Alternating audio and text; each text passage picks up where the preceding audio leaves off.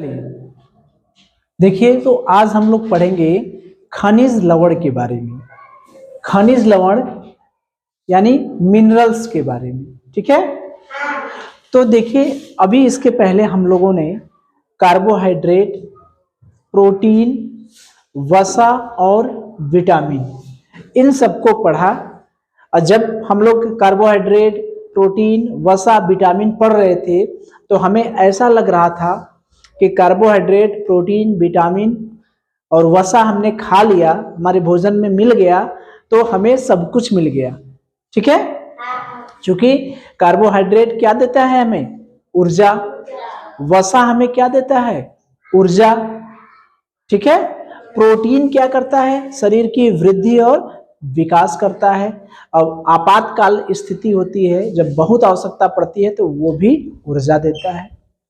Vitamin हमारे रोगों से रक्षा करता है। तो ऐसा हमें लग रहा है कि कार्बोहाइड्रेट, प्रोटीन, विटामिन ये सब कुछ अगर हमने ले लिया भोजन में तो कुछ बचा नहीं है, लेकिन बहुत कम मात्रा में, बहुत सूक्ष्म मात्रा में कुछ और पोषक तत्व की जरूरत पड़ती है जो हमारे शरीर की वृद्धि और विकास के लिए, शरीर के निर्माण के लिए, शरीर की क्रियाशीलता बनाए रखने के लिए बहुत ही जरूरी है। अगर इनकी कमी हो जाती है तब भी बहुत से रोग हो जाते हैं। जैसे कैल्शियम हड्डियों और दांतों का निर्माण करता है।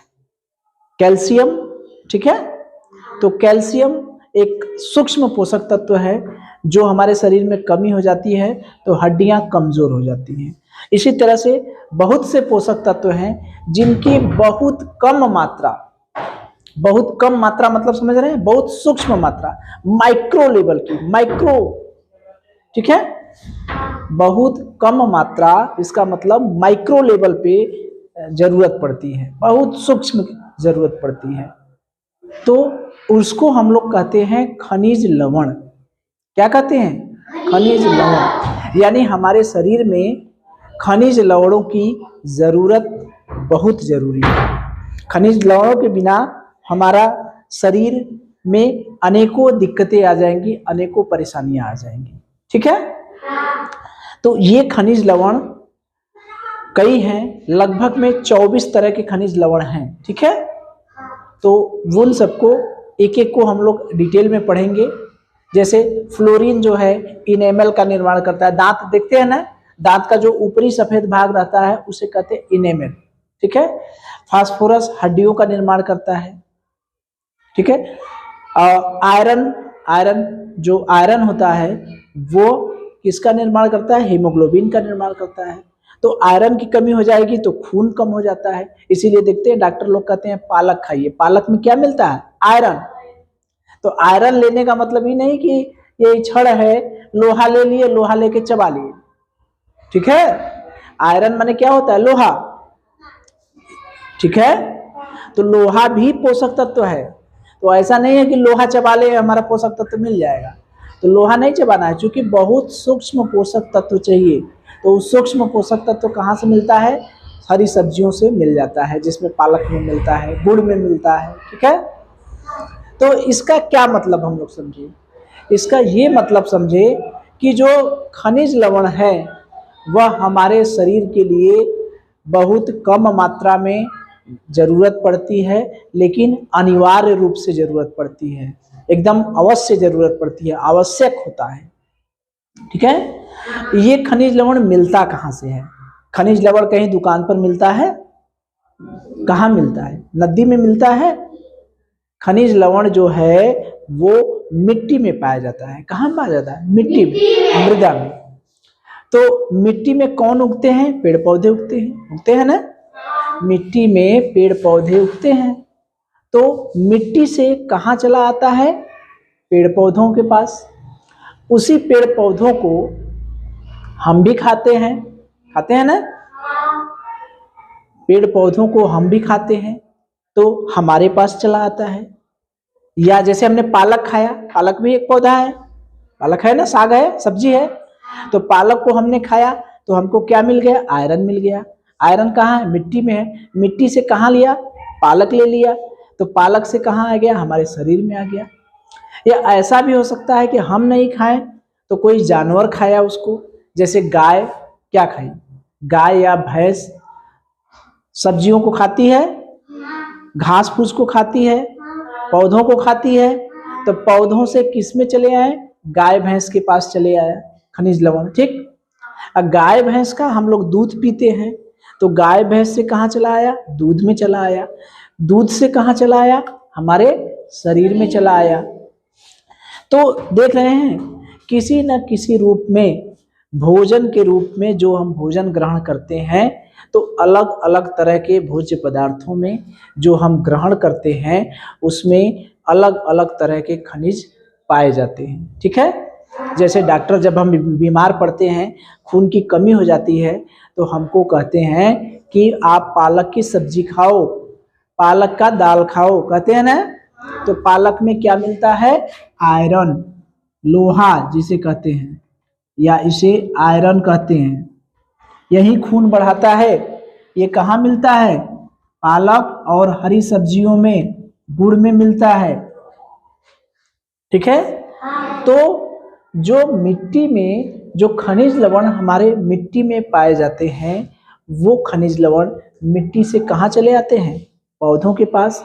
मिट्टी से पौधा ले लेता है, वह पौधा को चाहे हम खाएं या जानवर खाएं, वो अगर जानवर भी खाते हैं तो जानवर का दूध खाते हैं, जानवर का मांस खाते हैं कि नहीं, अंडा खाते हैं। तो उसमें से के जरिए मनुष्य में चला आता है, मनुष्य में भोजन के जरिए चला आता है। वो भोजन चाहे मांस हो, चाहे अंडा हो, चाहे दूध हो, या दूध का बना कोई भी पदार्थ हो, दही, मक्खन, पनीर, ये सब चीजें तो मनुष्य के पास चला आता है। ठीक है, तो इसका क्या मतलब हम समझें, इसका यही मतलब समझें कि खनिज जो हैं वो सूक्ष्म पोषक तत्व हैं। क्या है, सूक्ष्म पोषक तत्व हैं जो हमें बहुत कम मात्रा में जरूरत पड़ती है, लेकिन अनिवार्य रूप से जरूरत पड़ती है। कार्बोहाइड्रेट, प्रोटीन, वसा और विटामिन। कार्बोहाइड्रेट ऊर्जा देता है, प्रोटीन, ये उल्टा हो गया क्या, प्रोटीन शरीर की वृद्धि और विकास करता है, प्रोटीन होगा ना, यहाँ उल्टा हो गया, आप लोग ध्यान भी नहीं दिए। वसा क्या करता है, ऊर्जा देता है। प्रोटीन शरीर की वृद्धि और विकास करता है, और जरूरत पड़ती है तो प्रोटीन ऊर्जा भी दे देता है आवश्यकता पड़ने पर। विटामिन रोगों से रक्षा करता है। ये सब जो होते हैं हमारे शरीर के भार का लगभग 96% रहता है, या कहीं कहीं लिखा होगा 96.2%। और ये जो खनिज लवण बचते हैं वो बचते हैं हमारे 4% या 3.8%। अगर यहाँ 96.2 रहेगा तो यहाँ 3.8 रहेगा। तो लगभग में 94% के आसपास जो प्रोटीन, कार्बोहाइड्रेट और वसा होते हैं वो हमारे शरीर का कितना भाग रहते हैं, भार का 96%। कितना प्रतिशत, 96%। और जो खनिज लवण है वो हमारे शरीर का कितना प्रतिशत रहते हैं, 4%। ठीक है, ये खनिज लवण कहाँ मिलते हैं, मिट्टी में मिलती है। अब मिट्टी से कहाँ चले आते हैं, पौधों के पास। अब पौधों से जब हम भोजन के रूप में ग्रहण करते हैं तो वो हमारे पास चले आते हैं। लगभग 14 तरह के खनिज लवण हैं। उन खनिज लवण के बारे में हम क्या करेंगे, एक एक को पढ़ेंगे। ठीक है, तो अब देखिए, तो इतनी बात हमें समझ में आई कि खनिज लवण जो है क्या करता है, शरीर की वृद्धि और विकास करता है, और शरीर की क्रियाओं पर नियंत्रण रखता है। क्या करता है, नियंत्रण रखता है, शरीर की क्रियाओं पर नियंत्रण रखता है, वृद्धि और विकास करता है और नियंत्रण रखता है। इसकी जरूरत झुआ भर भर के है कि थोड़ी मात्रा है, बताइए, बहुत सूक्ष्म मात्रा है या बहुत ज्यादा मात्रा की जरूरत पड़ती है, बहुत सूक्ष्म मात्रा की। लगभग में टोटल कितने तरह के खनिज हैं, खनिज लवण हैं, 24 तरह के। परसेंटेज के हिसाब से देखें तो हमारे शरीर में शरीर के भार का कितना प्रतिशत होते हैं? 4%। कितना प्रतिशत होते हैं? 4%। ठीक है। अब खनिज कहाँ मिलते हैं? मिट्टी में, मिट्टी से पौधों में, पौधों से मनुष्य को। ठीक है। चलिए देखिए, तो जो खनिज लवण हैं वो अभी हमने बताया कि लगभग में 24 तरह के खनिज लवण पाए जाते हैं। कितने तरीके के? 24 तरीके के खनिज लवण पाए जाते हैं। तो उन जो खनिज लवण हैं उनको हम लोग दो भागों में क्या किए हैं? बांट लिए हैं। एक ऐसे खनिज हैं जो बहुत ज्यादा मात्रा में पाए जाते हैं, मतलब ज्यादा शरीर में, एक तो उनकी कम मात्रा रहती है, 4% ही रहती है ना। खनिज लवण की कितनी परसेंट मात्रा रहती है? 4%। उन 4% में भी कुछ ऐसे खनिज होते हैं जो बहुत ज्यादा मात्रा में पाए जाते हैं शरीर में, यानी जिनकी जरूरत हमारे शरीर में अधिक मात्रा में होती है, और कुछ ऐसे होते हैं जिनकी जरूरत कम मात्रा में होती है। तो इसी वजह से उसको हमने दो भागों में क्या किए हैं? बांट लिए हैं, यानी जिनकी ज्यादा जरूरत पड़ती है और जिनकी कम जरूरत है। जैसे हम लोग बच्चों को नहीं अलग करते हैं कि तेज बच्चे और कमजोर बच्चे। ठीक है। तो कमजोर बच्चों का रिमीडियल क्लास चलता है, बेसिक और एडवांस। एडवांस वाले जो होते हैं थोड़ा सा तेज होते हैं, अब बेसिक वाले थोड़ा सा कमजोर होते हैं। तो उसी तरह से ये हैं जो मेजर मिनरल्स और ट्रेस मिनरल्स, यानी कम मात्रा में और अधिक मात्रा में। तो अधिक मात्रा में जो पाए जाते हैं उनके नाम हम देख लें कौन कौन है। अधिक मात्रा में यानी मेजर मिनरल्स कौन कौन है? कैल्शियम है, फास्फोरस है, पोटेशियम है, सोडियम है, सल्फर, मैग्नीशियम और क्लोरीन। ठीक है। कितने हो गए total? 7। Calcium 1 2 3 4 5 6 7। Calcium, phosphorus, potassium, sodium, sulphur, magnesium और क्लोरीन, इनकी जरूरत हमारे शरीर में ज्यादा मात्रा में पड़ती है। उसके बाद जो है लोहा, तांबा, आयोडीन और मैग्नीज, ये जो 4 हैं इनकी जरूरत हमारे शरीर में कम मात्रा में पड़ती है। अब कुछ लोग सोचेंगे कि गुरुजी बताए हैं कि 24 और लिखे हैं 7 4 11, तो 24 का कोई जरूरी नहीं है। ठीक है।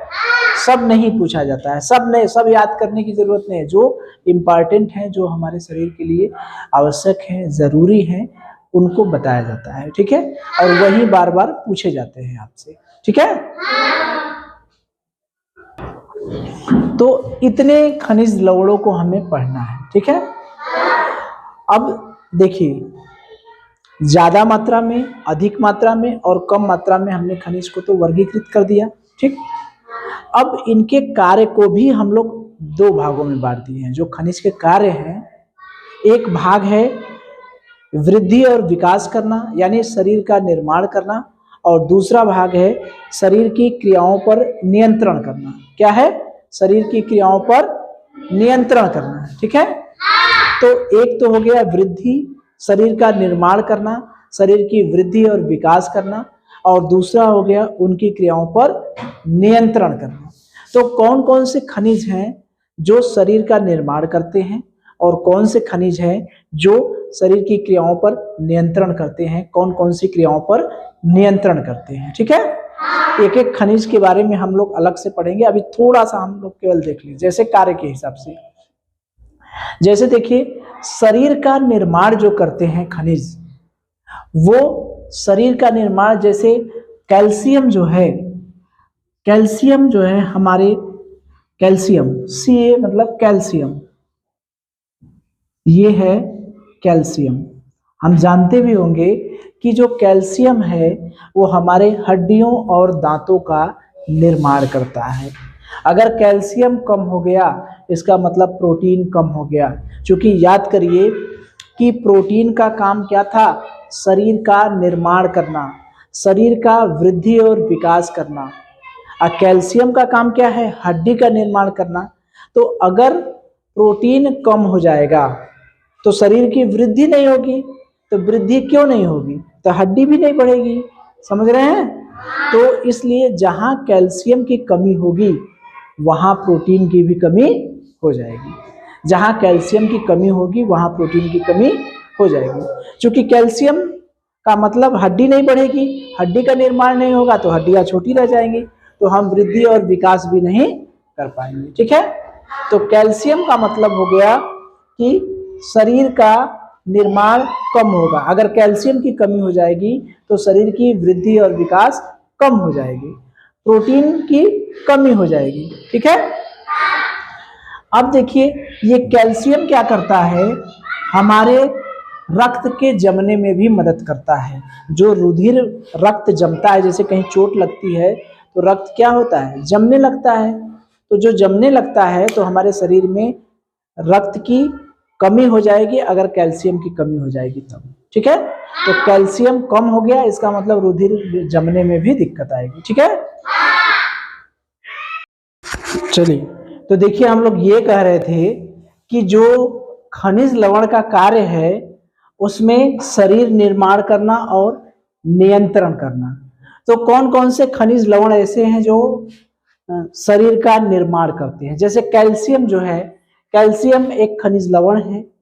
यह कैल्शियम क्या करता है, हमारे हड्डियों और दांतों को निर्माण करता है, दांतों का निर्माण करता है। और एक चीज ध्यान रखिए, प्रोटीन क्या करता है, प्रोटीन भी हमारे शरीर की वृद्धि और विकास करता है। जब हड्डियां बढ़ेगी तो शरीर बढ़ेगा, यानी प्रोटीन की कमी होगी तो क्या होगा, हमारे शरीर का विकास होगा, नहीं होगा।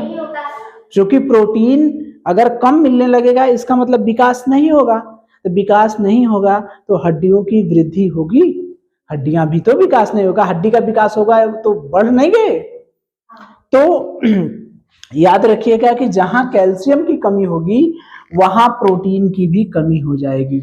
जहां कैल्शियम की कमी होगी वहां क्या होगा, प्रोटीन की भी कमी हो जाएगी। ठीक है, जहां कैल्शियम की कमी होगी वहां प्रोटीन कम हो जाएगा। तो कैल्शियम कम होने का मतलब ही है कि प्रोटीन कम हो गया, यानी कैल्शियम कम होगा तब भी, प्रोटीन कम होगा तब भी, वृद्धि, शरीर की वृद्धि क्या होगी, कम होगी। ठीक है, और कैल्शियम का एक काम है रक्त का जमना, जमना या इसको हम लोग कहते हैं स्कंदन। स्कंदन माने क्या होता है, जमना। तो रुधिर के जमने में भी कैल्शियम का योगदान है। कैल्शियम के साथ साथ और भी रहते हैं, प्लेटलेट्स रहते हैं, फाइब्रिनोजन रहते हैं। ठीक है, तो रक्त के जमने में कहीं ना कहीं इस कैल्शियम का योगदान है, यानी कैल्शियम के जमने में भी हमारा जो है, रक्त के जमने में हमारा जो कैल्शियम जो है योगदान देता है। अगर कैल्शियम की कमी हो जाएगी तो रुधिर जमेगा, नहीं जमेगा। थोड़ी देर जब कहीं चोट लगती है तो थोड़ी देर में हमारा खून जम जाता है कि नहीं, रुधिर जम जाता है। लेकिन जब कैल्शियम की कमी हो जाएगी तो हमारा रुधिर क्या होगा, नहीं जमेगा, जमेगा तो और लेट में जमेगा। ठीक है, और जब कभी कभी जमता भी नहीं है। ठीक है, तो उसी तरह से निर्माण वाले में आयरन है जो हीमोग्लोबिन का निर्माण करता है। हीमोग्लोबिन हम जानते हैं एक प्रोटीन है जो खून में पाई जाती है। तो आयरन जो खनिज लवण है वह किसका निर्माण करता है, हीमोग्लोबिन का निर्माण करता है। इसी तरह से जो आयोडीन प्रोटीन है, आयोडीन की कमी से घेंघा रोग हो जाता है, हम लोग पढ़ेंगे आगे। आयोडीन नमक में पाया जाता है। तो आयोडीन जो खनिज लवण है वो थायरॉक्सिन हार्मोन्स का स्रावण करता है, थायरॉक्सिन हार्मोन्स का निर्माण करता है। वैसे थायरॉक्सिन हार्मोन का निर्माण थायराइड ग्रंथि करती है, लेकिन उसके स्रावण में आयोडीन का रोल रहता है, यानी आयोडीन जो है थायरॉक्सिन हार्मोन्स के निर्माण में योगदान देती है। ठीक है, और तांबा जो है इंसुलिन हार्मोन्स का निर्माण करती है। ठीक है, तांबा इंसुलिन हार्मोन्स के निर्माण में सहायक होती है। तो देख रहे हैं खनिज लवण हमारे हार्मोन्स का को भी नियंत्रित निर्माण कर रहे हैं, शरीर की वृद्धि और विकास कर रहे हैं, शरीर का निर्माण कर रहे हैं। तो ये तो हो गया शरीर का निर्माण करते हैं। हड्डियों और दांतों का कौन निर्माण करता है? कैल्शियम। रुधिर के जमने में कौन सहायक है? कैल्शियम। हीमोग्लोबिन के निर्माण में कौन योगदान देता है? आयरन। ठीक है। थायरॉक्सिन हार्मोन्स के स्रावण में कौन योगदान देता है? आयोडीन। और इंसुलिन हार्मोन्स के निर्माण में कौन योगदान देता है? तांबा। ठीक है।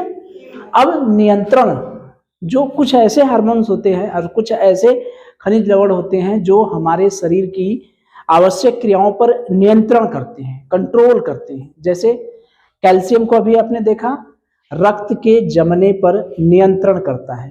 कैल्शियम जो है रुधिर के जमने पर क्या करता है? नियंत्रण करता है। अगर कैल्शियम की कमी हो जाएगी तो रुधिर जमना नियंत्रित होगा? नहीं होगा।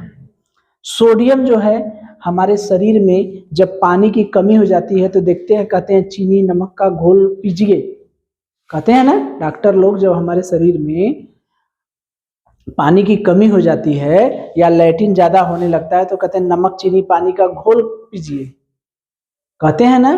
तो उस नमक में क्या होता है? सोडियम। तो सोडियम क्या करता है? हमारे शरीर में जल की मात्रा को नियंत्रित करता है। ठीक है। तो जल की मात्रा को नियंत्रित कौन करता है? सोडियम। सोडियम का और रोल है, सोडियम हमारी जो अनैच्छिक क्रियाएं हैं उनको भी कंट्रोल करता है। ठीक है। अनैच्छिक क्रियाएं का मतलब देखते हैं जो हमारी तंत्रिकाओं को सूचना आदान प्रदान करता है। अगर सोडियम की कमी हो जाती है, जो तंत्रिका कोशिकाएं होती हैं उनके बीच में सोडियम पाया जाता है। जब पानी की कमी होती है तो वो सूचना बढ़िया से मस्तिष्क तक नहीं पहुंच पाता, तो हम बेहोश भी हो जाते हैं। तो ये सोडियम का बड़ा योगदान है। पानी की कमी जब शरीर में हो जाती है तो देखते हैं आदमी मुरझा जाता है, मुरझा करके बेहोश हो जाता है, सूखी सूचना मस्तिष्क तक पहुंचा ही नहीं पाता। सोडियम का बहुत बड़ा योगदान है। तंत्रिका तंत्र पर भी नियंत्रण करता है, तंत्रिका तंत्रिकाओं के सूचनाओं पर नियंत्रण करता है, जो सूचनाएं मस्तिष्क को भेजते हैं उस पर नियंत्रित करता है। तो हमने क्या देखा कि खनिज लवण, कुछ खनिज लवण ऐसे हैं जो अधिक मात्रा में पाए जाते हैं, कुछ खनिज लवण ऐसे हैं जो कम मात्रा में पाए जाते हैं। तो इन्हीं खनिज लवण की मात्रा के आधार पर उन खनिज लवणों को हमने दो भागों में बांट दिया। ठीक है। एक अधिक मात्रा में पाए जाने वाले खनिज और एक कम मात्रा में। अधिक मात्रा में कौन पाए जाते हैं? Calcium, phosphorus, potassium, sodium, sulphur, magnesium, chlorine. कम मात्रा में कौन पाए जाते हैं? लोहा, तांबा, आयोडीन और मैग्नीज। अब इनके कार्यों के आधार पर हमने दो भागों में बांट दिया।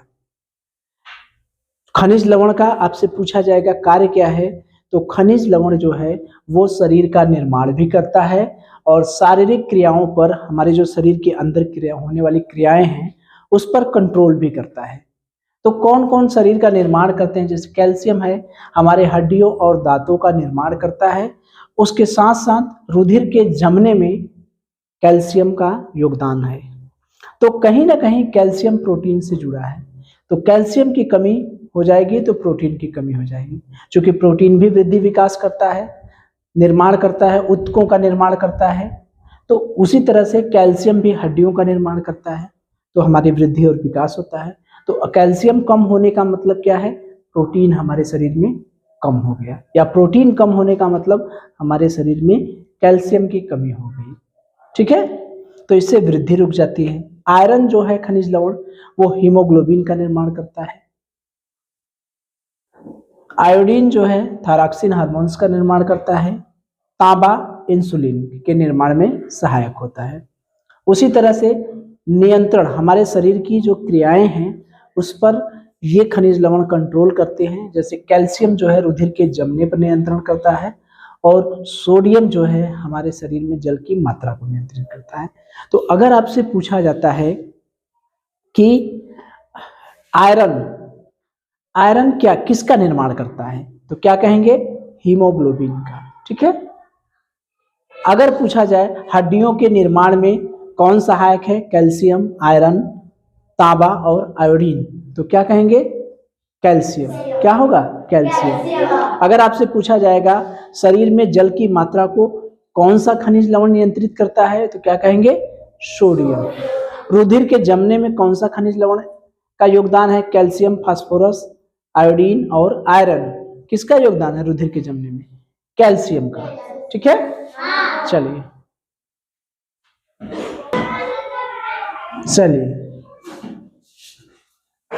तो देखिए, सबसे पहले हम लोग पढ़ना चालू करते हैं जो खनिज लवण है। एक एक खनिज लवण को पढ़ेंगे, तो सबसे पहले पढ़ना चालू करते हैं कैल्शियम को। ठीक है, जिसके बारे में थोड़ा सा हम लोग पहले भी जानकारी ले चुके हैं कि कैल्शियम हड्डियों और दांतों का निर्माण करता है। कैल्शियम अगर हमारे शरीर में पर्याप्त मात्रा में रहेगा तो हमारी दांत और हड्डियां मजबूत बनी रहेंगी, दांतों और हड्डियों का निर्माण होगा। और एक चीज हमने और चर्चा की थी कि कैल्शियम जो है कम हो जाएगा तो हमारे शरीर में प्रोटीन कम हो जाएगा।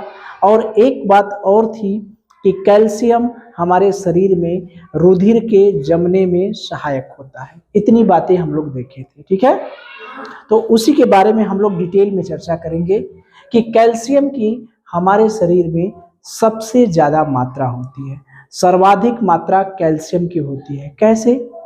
हमारे शरीर में हड्डियों की संख्या, हड्डियों की मात्रा सबसे ज्यादा है कि नहीं? बताइए, हमारे शरीर में सबसे ज्यादा क्या पाई जाती है? हड्डियां। तो हड्डियों के निर्माण में कैल्शियम पाया जाता है। कैल्शियम हड्डियों में पाया जाता है, तो कैल्शियम की मात्रा ज्यादा से ज्यादा हुई कि नहीं? हड्डियां सबसे ज्यादा होती हैं, तो सबसे ज्यादा निर्माण के लिए हड्डियों के निर्माण वाला पदार्थ तो चाहिए। तो सबसे ज्यादा हमारे शरीर में किसकी जरूरत पड़ती है? कैल्शियम की। तो हमारे शरीर में सर्वाधिक मात्रा किसकी होती है? कैल्शियम की। कितनी मात्रा होती है? पूरे शरीर के भार का 2%। हमारे शरीर के भार का 2% कैल्शियम हमारे शरीर में पाया जाता है। एक एवरेज देखा जाए तो लगभग में 1200 ग्राम, 1200 ग्राम मतलब 1 किलो से 200 ग्राम ज्यादा, तो 1200 ग्राम कैल्शियम की आवश्यकता होती है।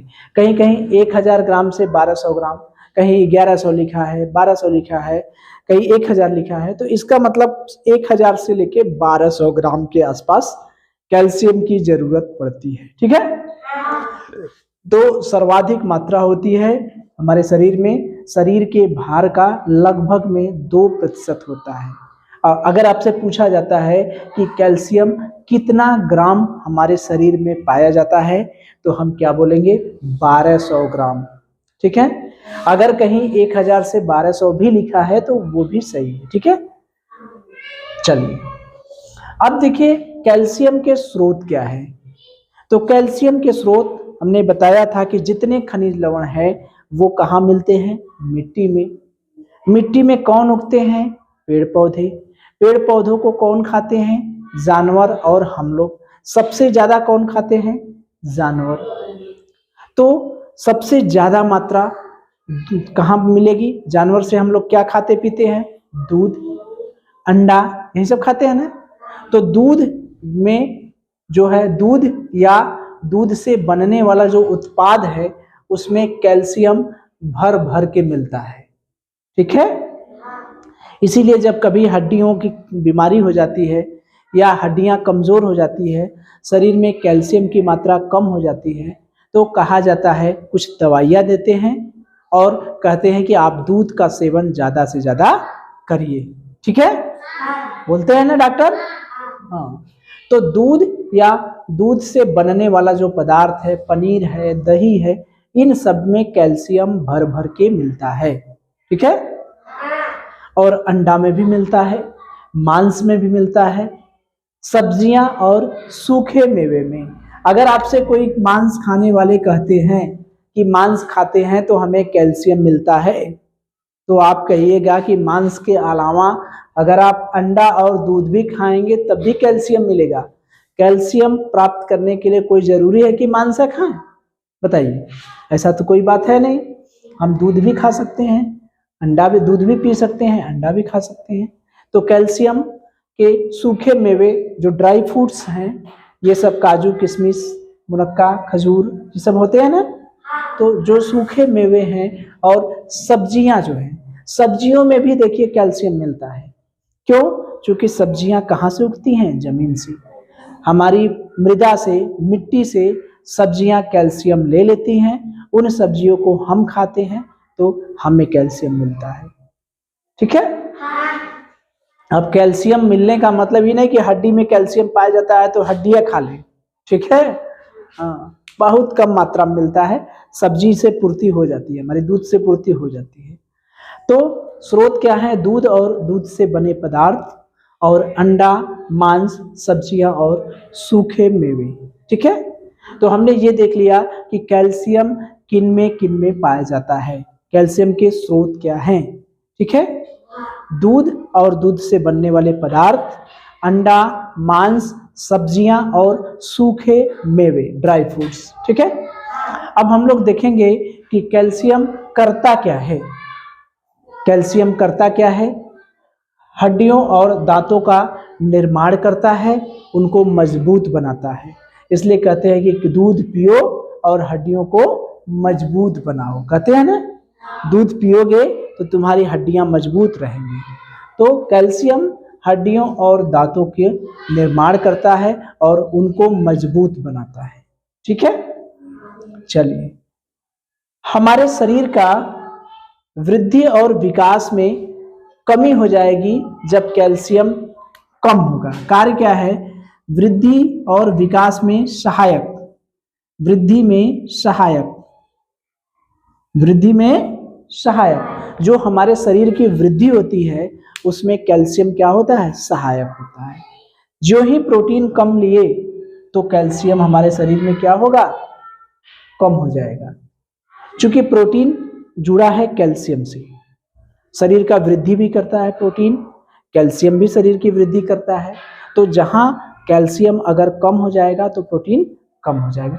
इसीलिए कैल्शियम का काम क्या है? शरीर की वृद्धि में सहायक होता है। शरीर की वृद्धि में क्या होता है? सहायक होता है। कैल्शियम कम हो गया, इसका मतलब क्या कम हो गया? प्रोटीन। ठीक है। क्योंकि दोनों वृद्धि से जुड़े हैं, दोनों निर्माण करते हैं, दोनों शरीर का विकास करते हैं। अगला है रक्त के जमने में। कैल्शियम जो है वो रुधिर को जमने में भी सहायक होता है। तो याद रखिएगा, अगर हमारे शरीर में कैल्शियम कम हो जाएगा तो हमारा रुधिर जल्दी जम जाएगा कि देरी से जमेगा? देरी से जमेगा। और उसके साथ साथ हो सकता है ढेर ज्यादा कम हो जाए कैल्शियम तो हमारा खून जमे भी नहीं। तो कैल्शियम रुधिर के जमने में भी सहायक होता है। मांसपेशियों के संकुचन एवं नियंत्रण। कैल्शियम जो हमारी मांसपेशियों का संकुचन होता है उसको भी नियंत्रित करता है। ठीक है। संकुचन, जैसे हृदय देखिए संकुचन करता है ना, फैलता है सिकुड़ता है, फैलता है सिकुड़ता है, तो उस पर भी नियंत्रण करता है। अगर कैल्शियम की कमी हो जाएगी तो हड्डियां, वो जो हमारे मांसपेशियां हैं उनका संकुचन और शिथिलन, अनुशिथिलन जो है, जो संकुचन होता है उस पे भी नियंत्रित करता है। ठीक है। तो हमने कार्य में क्या देखा? हड्डियों के निर्माण और मजबूत बनाता है, शरीर की वृद्धि और विकास करता है, और रुधिर के जमने में सहायक होता है, और मांसपेशियों के संकुचन एवं उस पे क्या करता है? नियंत्रण करता है। ठीक है। ठीक है। तो देखिए, कार्य तो हमने देख लिया। अगर हमारे शरीर में कैल्शियम की कमी हो जाएगी तो जो कार्य है उसी का जस्ट उल्टा कर देंगे तो क्या हो जाएगा? कमी। जैसे देखिए, कैल्शियम हमारे शरीर के वृद्धि और विकास में सहायक होता है कि नहीं? अगर कैल्शियम कम हो जाएगा तो हमारे शरीर का वृद्धि और विकास कम होगा या ज्यादा होगा? कम होगा, जाहिर सी बात है। तो शरीर का वृद्धि और विकास कम होगा। रुधिर के जमने में सहायक है, तो इसका मतलब रुधिर का जमना क्या हो जाएगा? बंद हो जाएगा, रुधिर जमेगा नहीं। ठीक है। जमने की क्रियाओं पर नियंत्रण नहीं रहेगा। ठीक है। और कुछ रोग भी होते हैं जो कैल्शियम की कमी हो जाती है हमारे शरीर में, तो रोग होते हैं। तो देखिए, कैल्शियम कहीं ना कहीं विटामिन डी से जुड़ा है। विटामिन डी कहते हैं कि धूप में जाइए। विटामिन जब हम लोग पढ़ रहे थे तो अगर छोटे बच्चे की हड्डियां मजबूत करने के लिए डॉक्टर लोग बोलते हैं कि सुबह सुबह उनको धूप में मालिश किया कीजिए, उनकी हड्डियां मजबूत रहेंगी। सुने होंगे, हर घर में होगा ये घटना। मालिश करती हैं माताएं बहनें बच्चे को धूप में क्या होता है? Vitamin D. और विटामिन डी क्या करते हैं? कैल्शियम जो है वो विटामिन डी को अवशोषित करता है, ठीक है, अब्जॉर्ब करता है, अवशोषित करता है। विटामिन डी को कौन अवशोषित करता है? अब्जॉर्ब करता है कौन? कैल्शियम। तो अगर कैल्शियम कम हो जाएगा तो विटामिन डी हमारे शरीर में कम मिलेगा कि नहीं? कौन उसको अवशोषित करने वाला ही कम है तो कौन अवशोषित करेगा? विटामिन डी तो आया, उसको अवशोषित नहीं किया। हड्डी है, कैल्शियम की कमी है, तो कैल्शियम कमी है तो अवशोषित नहीं होगा। तो इसका मतलब कैल्शियम कम होने का मतलब हमारे शरीर में विटामिन डी की क्या हो जाएगी? कमी हो जाएगी। तो विटामिन डी की कमी से जौन रोग होता है वो रोग कैल्शियम की कमी से भी हो जाएगा। तो याद करिए, विटामिन डी की कमी से रिकेट्स या सूखा रोग होता है जिसमें हड्डियां टेढ़ी हो जाती हैं। बच्चों में रिकेट्स और बड़ों में ऑस्टियोमलेशिया ना। तो वही है कि विटामिन डी की कमी हो जाएगी। अगर कैल्शियम हमारे शरीर में कम हो जाएगा तो विटामिन डी की कमी हो जाएगी। क्यों? क्योंकि विटामिन डी को अवशोषित कौन करता है? कैल्शियम। तो अब कैल्शियम की कमी होने से विटामिन डी वाली बीमारी हो जाएगी कि नहीं?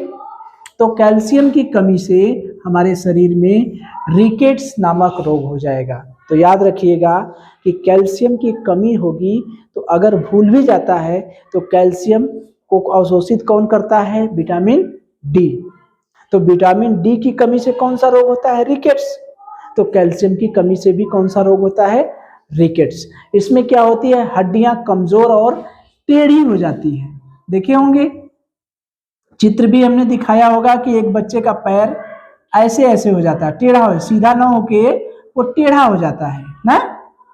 ये बच्चा है, इसका पैर ऐसे हो जाता है, टेढ़ा हो जाता है। सीधा होना चाहिए ना, तो सीधा ना होके टेढ़ा हो जाता है, तो उस बच्चे का पैर तो रिकेट्स नामक रोग हो जाता है। और अगला रोग है ऑस्टियोपोरोसिस। ऑस्टियोपोरोसिस में देखे होंगे कुछ लोगों की कुबड़ निकल आते हैं, हड्डियां मुड़ जाती हैं, पीठ पर मुड़ गई, कमर में मुड़ गई तो कमर टेढ़ा हो जाता है। देखे हैं ऐसे लोगों को? टीवी उवी में देखे होंगे या आपके अगल बगल भी होंगे, हड्डियां टेढ़ी हो जाती हैं, कुबड़ निकल जाता है। कुबड़ मतलब इस तरह से जैसे ऊंट के कुबड़ होता है ना, उसे आपके शरीर में कहीं पीठ पर या कमर में निकला रहता है। देखिए, किसी ने देखा है? किसने देखा है?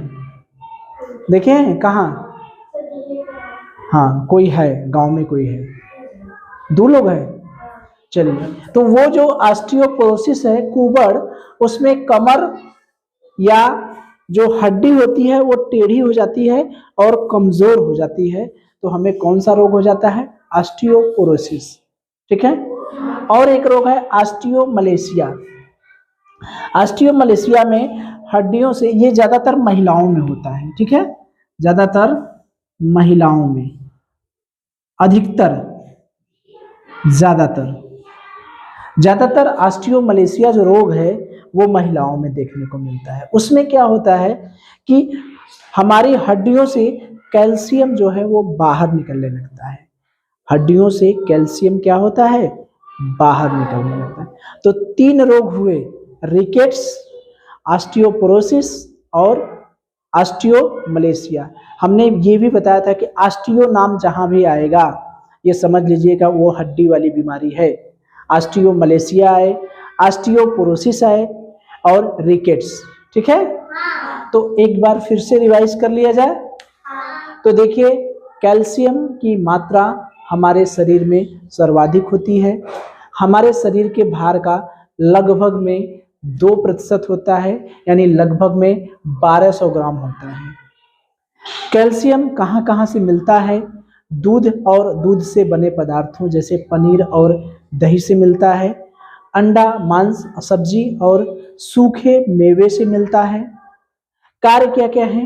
वो हड्डियों और दांतों का निर्माण करता है, शरीर की वृद्धि और विकास में सहायक होता है, रुधिर को जमना क्या करता है? जमने में सहायक होता है, उसके साथ साथ मांसपेशियों पर संकुचन पर एवं नियंत्रण करता है। अब देखिए इसकी कमी से विटामिन कैल्शियम जो है किस विटामिन से जुड़ा हुआ है? विटामिन, कौन सा विटामिन? Vitamin D. तो कैल्शियम की कमी जब हो जाएगी, चूंकि कैल्शियम को अवशोषित विटामिन डी को अवशोषित कौन करता है? कैल्शियम। तो कैल्शियम कम हो जाएगा तो विटामिन डी कम हो जाएगा। तो विटामिन डी की कमी से कौन सा रोग हो जाएगा? रिकेट्स। इसमें जो हड्डियां होती हैं, ये बच्चों में पाया जाता है, हड्डियां टेढ़ी हो जाती है, बच्चे का पैर टेढ़ा हो जाएगा, ठीक है। और दूसरा है ऑस्टियोपोरोसिस, उसमें इसे कुबड़ा निकल जाता है, कुबड़ निकल जाता है, हड्डियां टेढ़ी और कमजोर हो जाती है, ठीक है। और तीसरा रोग है ऑस्टियोमलेशिया, ये ज्यादातर महिलाओं में होता है। इसमें हड्डियों से कौन सा पदार्थ निकलने लगता है? कैल्शियम बाहर निकलने लगता है, और कैल्शियम की कमी हो जाएगी तो रुधिर देर से जमेगा और मांसपेशियों में ऐंठन आ जाएगी, ठीक है। तो अगर कैल्शियम की कमी से रोग पूछा जाएगा तो आप क्या कहेंगे? रिकेट्स नामक रोग, ऑस्टियोमलेशिया, ऑस्टियोपोरोसिस। कैल्शियम का काम क्या है? रुधिर के जमने में सहायक, शरीर की वृद्धि और विकास, ठीक है, और शरीर का निर्माण करना, और मांसपेशियों के संकुचन और नियंत्रण, ठीक है। और रोग, यही 3 रोग हो गए, सर्वाधिक मात्रा होती है, ठीक है। अब हम लोग देखेंगे कि डेली प्रतिदिन हमें कितना कैल्शियम चाहिए, ठीक है, ठीक है। तो देखिए अब हम लोग देखेंगे कि एज के हिसाब से हमारे शरीर में कैल्शियम कितना चाहिए, ठीक है। तो ये देखिए चार्ट है, 1 से 9 वर्ष तक का बच्चा कोई है, 1 से 9 साल का कोई बच्चा है, तो प्रतिदिन 400 से 500 मिलीग्राम कैल्शियम चाहिए। अगर 1 वर्ष से लेके 9 वर्ष तक का बच्चा है तो उसे प्रतिदिन कितना चाहिए? 400 से 500 ग्राम प्रतिदिन चाहिए, मिलीग्राम, ठीक है। mg मतलब मिलीग्राम, mg मतलब मिलीग्राम। चलिए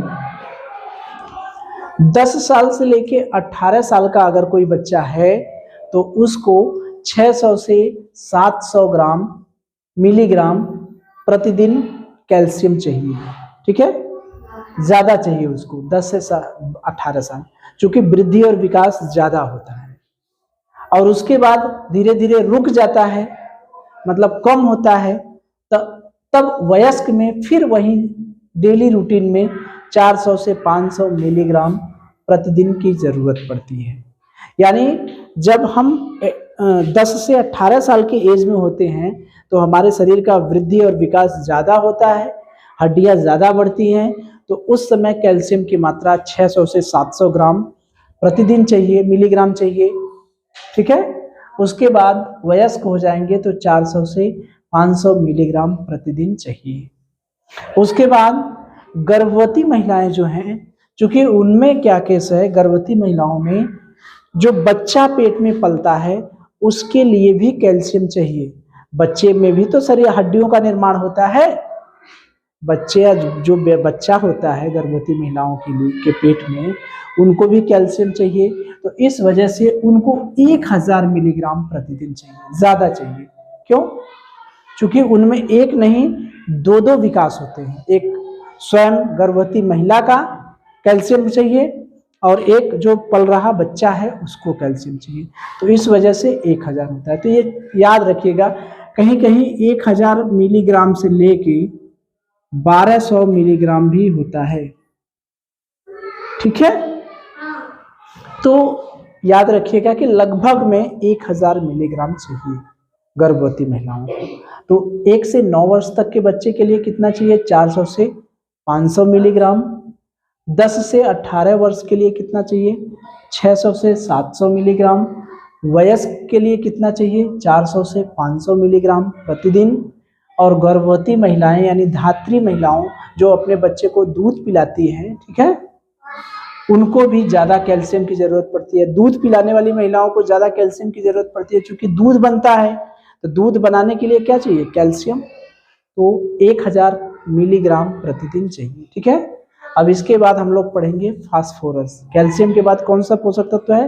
फास्फोरस। चल, तो देखिए दूसरा हम देखते हैं फास्फोरस, ठीक है।